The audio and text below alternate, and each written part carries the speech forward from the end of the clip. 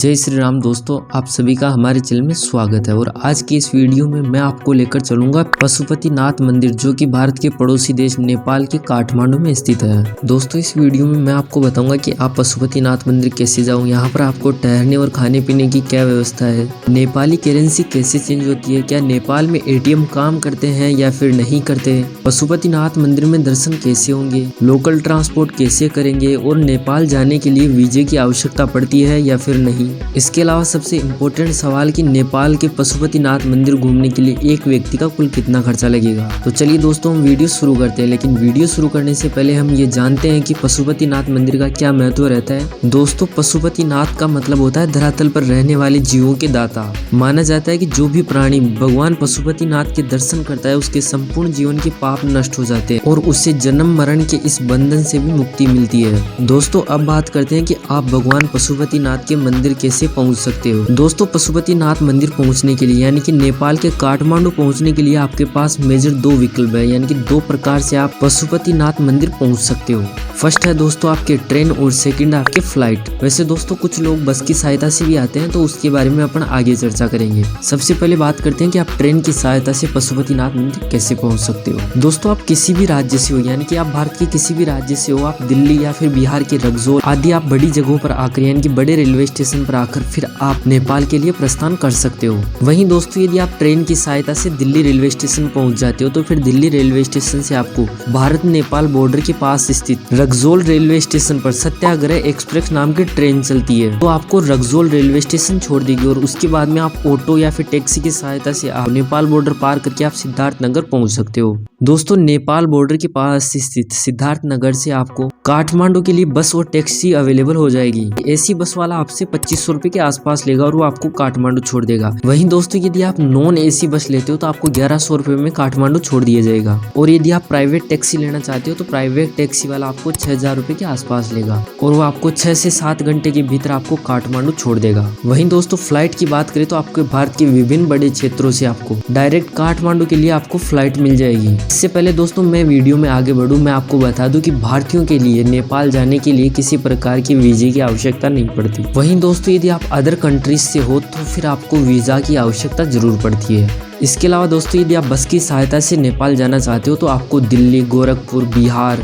सिक्किम, उत्तर प्रदेश और भी कहीं बड़ी सिटीज से आपको डायरेक्ट नेपाल के लिए बस अवेलेबल हो जाएगी, जो आपके डिस्टेंस के हिसाब से आपसे पैसा लेगी और वो आपको नेपाल के काठमांडू छोड़ देगी। वहीं दोस्तों, कुछ बसें ऐसी भी होती है जो आपको भारत नेपाल बॉर्डर पर सटे इलाकों में छोड़ देगी। यहीं पर दोस्तों आपके डॉक्यूमेंट्स की वगैरह चेकिंग वगैरह होती है और उसके बाद में आपको नेपाल बॉर्डर क्रॉस करवाने के बाद में नेपाल में छोड़ दिया जाता है। लेकिन दोस्तों, यदि आप बस की सहायता से नेपाल जाना चाहते हो तो मैं आपको इसके लिए सजेशन नहीं दूंगा, क्योंकि दोस्तों जो बस का जो सफर पड़ता है वो आपके 35 से 45 घंटों के आसपास होता है, लगभग आपके 50 घंटे मान के चलो, जो कि आपके डिस्टेंस पर डिपेंड करता है। और दोस्तों, इतने समय में आप नेपाल बॉर्डर क्रॉस करोगे तो आपको बहुत ज्यादा समस्या होगी, इसलिए आप ट्रेन या फिर फ्लाइट की सहायता से नेपाल पहुंच सकते हो। अब दोस्तों, अपन काठमांडू पहुंच चुके हैं और काठमांडू से जो मंदिर की दूरी पड़ती है, यानी कि पशुपतिनाथ मंदिर की जो दूरी पड़ती है वो आपके 3 किलोमीटर की पड़ती है। और आप काठमांडू बस स्टैंड से आप टैक्सी या ऑटो लेकर पशुपतिनाथ मंदिर पहुंच सकते हो। इससे पहले दोस्तों अपन आगे बढ़े, मैं आपको बता दूं कि बहुत लोगों के दिमाग में ये चल रहा होगा कि हमें करेंसी कहाँ चेंज करवानी चाहिए और ये कैसे होगी। जैसे दोस्तों, यदि आप बिहार की साइड से होते हुए नेपाल पहुंचते हो तो आप वीरगंज में अपनी करेंसी चेंज करवा सकते हो।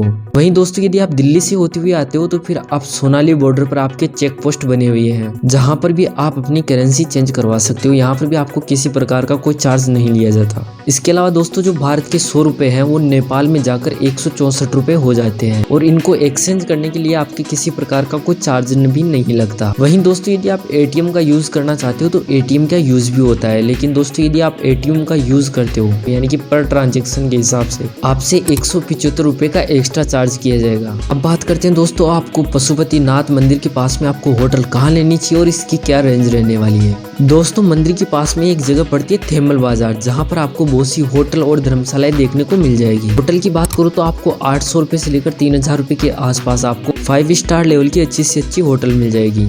वहीं दोस्तों यदि आप धर्मशाला लेना चाहते हो तो धर्मशाला आपको 300 रुपए से लेकर 500 रुपए के बीच में मिल जाएगी। खाने की बात करूँ तो दोस्तों आपके थेमल बाजार में आपको बहुत से खाने वगैरह के ऑप्शन मिल जाएगी, जो कि 200 रुपए में पर प्लेट के हिसाब से आपको मिल जाएगा। दोस्तों यदि आप लेट नाइट तक काठमांडू या फिर थेमल बाजार के आसपास पहुंचते हो तो आप रात्रि का विश्राम कीजिए और मॉर्निंग में जल्दी उठकर फिर आप निकल जाइए पशुपतिनाथ के दर्शन के लिए। थेमल बाजार के आसपास आपको बहुत सी छोटी छोटी शॉप्स मिल जाएगी, जहाँ से आप माला और प्रसाद ले सकते हो। मंदिर में जाने से पहले यदि आप बागमती नदी में स्नान वगैरह करना चाहते हो तो आप स्नान वगैरह भी कर सकते हो।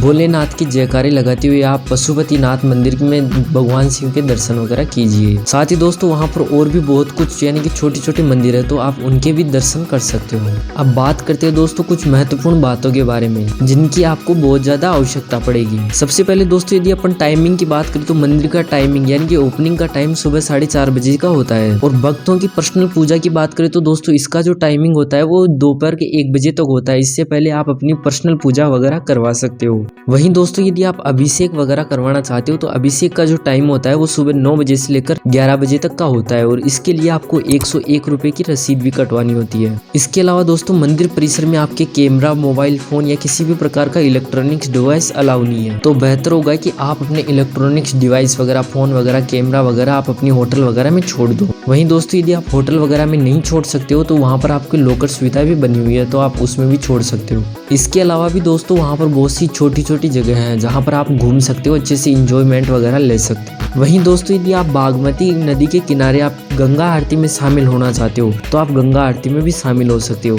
इसका जो टाइमिंग है वो शाम के 6 बजे का होता है। अब बात करते हैं दोस्तों आपको पशुपतिनाथ मंदिर घूमने के लिए कितना टाइम लगेगा और इसमें कितनी कॉस्ट लगेगी। दोस्तों पशुपतिनाथ मंदिर घूमने के लिए आपको लगभग 3 दिन का समय लगेगा, और टोटल कॉस्ट की बात करूँ तो लगभग आपका 8,000 रुपए से लेकर 10,000 रुपए के आसपास होगा।